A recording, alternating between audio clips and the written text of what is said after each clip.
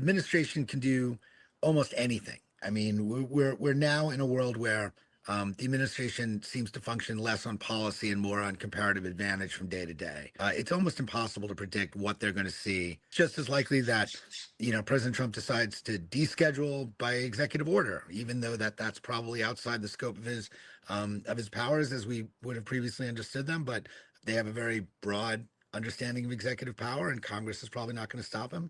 That could happen. He could also decide that it's in his interest to come down on the legal industry, like I said, because these seem to be less policy decisions than political decisions. So we're all sort of sitting and waiting. But no matter what the feds do, whether they deschedule, whether they do nothing, whether they reschedule, whether Congress gets it together for the first time and passes the States Act, which is probably the only piece of legislation that has any chance of moving this year at all.